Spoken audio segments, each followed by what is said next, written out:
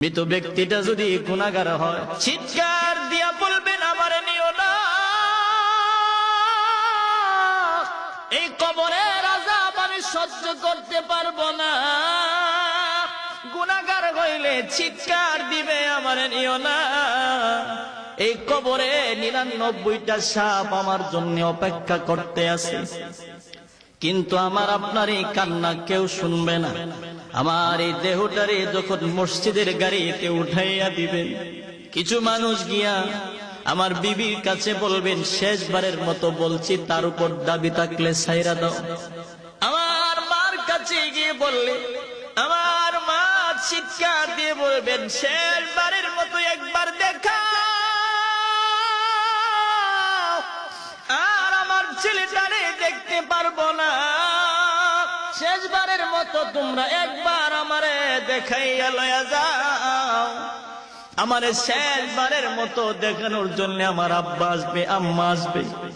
ওই সময় আমার এই মসজিদের খাটিয়াতে যখন ওঠানো হবে, আমার আত্মীয় স্বজনেরা গাড়ির মতো ড্রাইভার হইয়া তারা নিজেই চলে যাবে। ওই সময় মৃত ব্যক্তিটা তখন বলবেন, আইরে এই দুনিয়ার যারা ছিল সবাই আমার পর, যারা আমার খাটিয়াতে ধরছে তারাই হইল আমার আপন। আল্লাহু আকবার, জোরে বলেন, তারাই আমার আপন।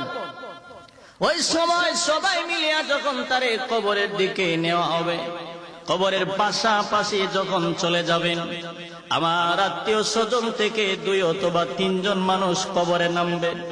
যেই মাত্র কবরে নামবেন, ঠিক এমন সময় মসজিদের পালকিটার সিটকারি খুলিয়া যখন লাশটা দিয়া দেয়, মৃত ব্যক্তিটা বলেন, নিমক হারামের দল, এতক্ষণ যারা ছিলে সবাই আমার পর, যারা আমার কবরে নামছে তারাই হইল আমার আপন। এইভাবে যখন লাশটারে কুলে লইয়া আমার আপনার আত্মীয় স্বজন থেকে 2 অথবা 3 জন মানুষ কবরে নাইমা বিসমিল্লাহি ওয়া আলা মিল্লাতি রাসূলিল্লাহ বলে যখন কবরে শোয়া দেয়, খাটিয়া দিতে দিতে যখন কবরটা একটু ছোট হয়ে যায়, এমনি তখন দেখবেন একজন মানুষ 2 পারে লাফ দিয়া উপরে উঠা যায়। লাফ দিয়া যখন উপরে উঠা যায়, এমন সময় মৃত ব্যক্তিটা গুনাহগার হইলে চিৎকার দিয়া বলবেন, যাইও না, এই কবরে আমি কেমনে থাকবো, আমার তো কই যাও। কিন্তু শুনবে না।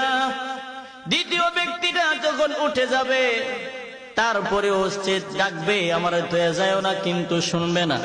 তৃতীয় ব্যক্তিটা যখন উপরে ওইটা যাবে, ওই সময় কবরওয়ালা বলবেন, এরে নিমক হারামের দল, এই দুনিয়াতে কতই না কিছু করলাম, কিন্তু কেউ আমার সাথে আসলি না।